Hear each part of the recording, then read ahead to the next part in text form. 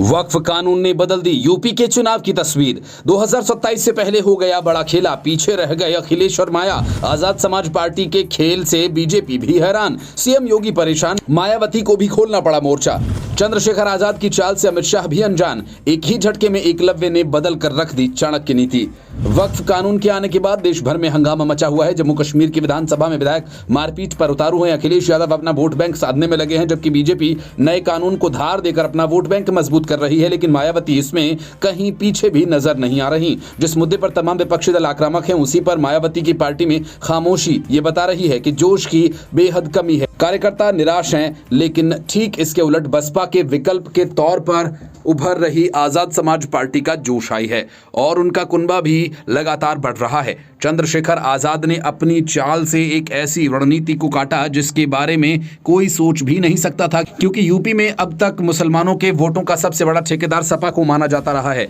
दूसरे नंबर पर बसपा, तीसरे नंबर पर कांग्रेस। लेकिन सोचिए, वक्फ बिल के कानून बनने के बाद आरएलडी के महासचिव शाहजेब रिजवी ने इस्तीफा देकर सपा या बसपा ज्वाइन नहीं की, उन्होंने आजाद समाज पार्टी ज्वाइन की।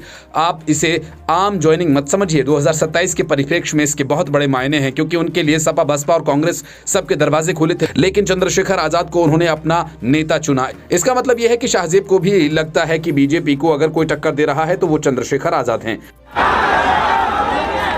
देखो, जब एक गरीब का बेटा अपने लोगों की लड़ाई लड़ने के लिए खड़ा होता है तो बहुत लोगों को तकलीफ होती है। ये आपके बीच का प्राइमरी स्कूल के हेडमास्टर का बेटा आपकी ताकत से, आपने दी ताकत दी, आपने सम्मान दिया कि आज इनकी आंखों में चुभने लगा है। मैंने कभी आपको निराश नहीं किया। आप जानते हो नहीं जानते इस बात को।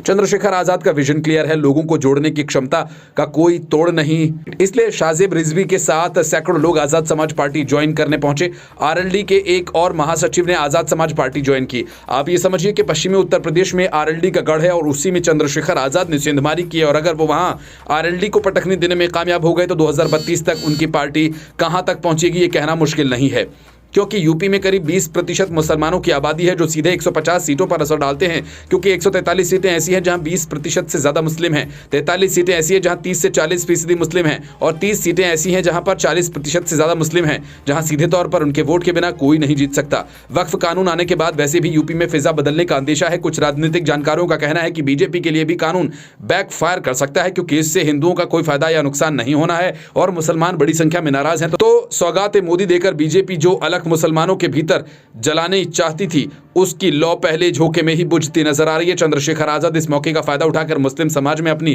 पहुंच बढ़ा रहे हैं, जिससे चंद्रशेखर आजाद भी खुश नहीं है और मायावती तो पहले से ही खार खाती हैं। उंगली उठाना आसान है, आरोप लगाना आसान है, लड़ाई बड़ी महत्वपूर्ण है। इसे लड़ना बड़ा मुश्किल है। इसमें स्वाभिमानी के तौर पे खड़े रहना बहुत मुश्किल है और जिसमें काबिलियत है उसको दिया नहीं दिखाया जाता। घर से निकल के अपने परिवार को छोड़ के आइए तो सही मैदान में, पता तो लगे। मां हाथ खींच लेती है जब पता लगता है कि वहां बेटा जाएगा तो मर सकता है, मुकदमा हो सकता है, जेल हो सकती है, तो घर वाले कहते हैं अपना काम कर ले। ये अगर हम कहीं से सीखे हैं सब लोग, तो वो सीखे अपने महापुरुषों के संघर्ष से, उनके बलिदान से, जिसकी परवाह उन्होंने नहीं की। अगर इस जीवन की परवाह की होती तो मेरे आदर्श साहब काशीराम आज इस अवस्था में मुझे छोड़ के नहीं जाते। आज अगर हम यहाँ लोग बैठे हैं तो आप जानते हैं कि बाबा साहब की वजह से। अब चंद्रशेखर आजाद की नजर आजम खान और उनके परिवार पर है, जो किसी भी हाल में इस परिवार को अपने साथ जोड़ना चाहते हैं। अगर इनमें उन्हें कामयाबी मिल जाती है तो आप जानते हैं कि यूपी की राजनीति 360 डिग्री घूम जाएगी, क्योंकि वक्फ कानून बनने के बाद बीजेपी के तमाम सहयोगियों में भगदड़ मची हुई है। सुभाषपा के भी नेताओं ने पार्टी छोड़ने का ऐलान किया। जेडीयू में बड़ी टूट है और चंद्रबाबू भी अपने ही भवन में फंसे दिख रहे हैं। ऐसे में एक बड़ा रास्ता यूपी की राजनीति में बनता दिख रहा है, जिस पर चंद्रशेखर आजाद सबसे पहले झंडा लेकर निकल पड़े हैं। अब देखना होगा कि 2027 में यह रास्ता उन्हें मंजिल तक पहुंचा पाता है या फिर टर्न ले लेता है।